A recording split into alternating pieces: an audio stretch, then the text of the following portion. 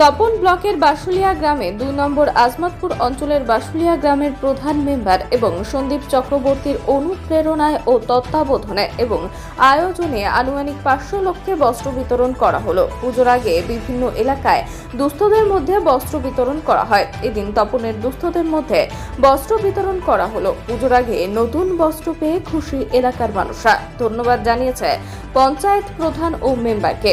আগামী দিনেও এই রকম কর্মসূচি করা হবে বলে জানানো হয়েছে। সাহেব, আজকের যে অনুষ্ঠানটা হলো বস্ত্র বিতরণ, এটা কি উপলক্ষে হলো? এটা হচ্ছে আপনারা জানেন যে দুর্গাপুজো শুরু হয়ে গেছে। দুর্গাপুজোর উপলক্ষে প্রতি বছর আমাদের তপন থানার পূর্ব বাসুরিয়া পূর্বপাট বুধের মেম্বারের উদ্যোগে প্রতি বছর এইভাবে গরিব মানুষের মধ্যে বস্ত্র বিতরণ করে থাকেন। শুধু যে আমাদের এই কয়েকজন সীমাবদ্ধ এসেছেন, প্রায় 70-80 জন, আরও বেশি উনি বস্ত্র বিতরণ করেন। তো খুব একটা সংক্ষিপ্ত টাইমের মধ্যে প্রায় 100-র উপরে মানুষকে বস্ত্র উনি দান করবেন। এবং আমরা যারা এই গ্রামের আশেপাশে বা সমস্ত জায়গায় প্রধান হিসেবে আমরা সবাই মিলে ওনাকে সহযোগিতা করি। এই গ্রামের মানুষ, আমি বিগত দিনও দেখেছি যে গেলবারও এইভাবে প্রোগ্রামটা হয়েছিল সুন্দর। আর বাসরের একটা ঐতিহ্য, নাম সব কিছু আছে এই ধরনের প্রোগ্রামগুলোতে। বাসরের মানুষ সবাই এগিয়ে আসেন। প্রতি বছর এই ধরনের প্রোগ্রামটা হয়ে থাকে এবং দুর্গাপুজোর উপলক্ষে বস্ত্র বিতরণটা আজকে এখানে শুরু হলো পূর্বপাট পশ্চিম বাসুরিয়া প্রাইমারি স্কুল মাঠে। এটা কি একদম সম্পূর্ণ তৃণমূল দল থেকে হচ্ছে না কারণ? না, আমরা তো তৃণমূল কর্মী এবং তৃণমূলের সৈনিক। মেম্বার উনিও তৃণমূলেরই। উনার ব্যক্তিগতভাবে উনি অর্থ দিয়ে প্রতি বছরে উনার অর্থ দিয়ে এই অনুষ্ঠানটা হচ্ছে মানুষের মধ্যে, গরিব মানুষের মধ্যে অনুষ্ঠান।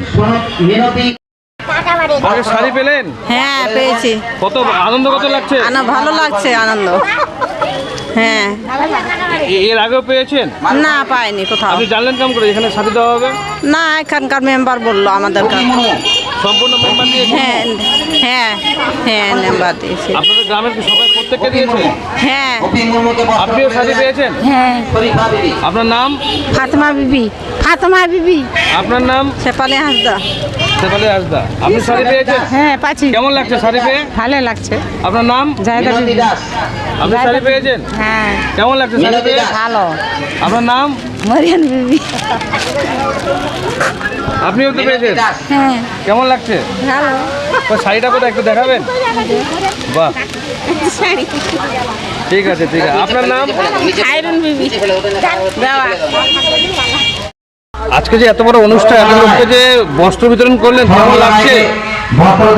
এখন জনসাধারণকে কেমন ভালো লাগছে সেটা জনসাধারণ বলবে, কিন্তু আমি আশা করি প্রতি বছরেই এরকম যেন আমি গরিব দুঃখীদের পাশে দাঁড়াতে পারি।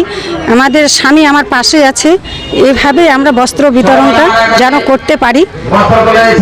আমাদের মেম্বার বা প্রধান আমার কমিটিরা যদি পাশে থাকে তাহলে আমরা প্রতি বছরই এই অনুষ্ঠানটা করতে পারবো।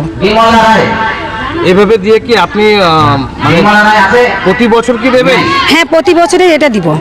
এখন কি এখন আপাতত আপনি জনপ্রতিনিধি আছেন, যদি ভবিষ্যতে যদি জনপ্রতিনিধি না থাকেন তবুও কি দেবেন? হ্যাঁ, দিব। সামর্থ্য যেরকম হবে তখন সেভাবেই সেরকম দিব, এভাবেই চালাবো।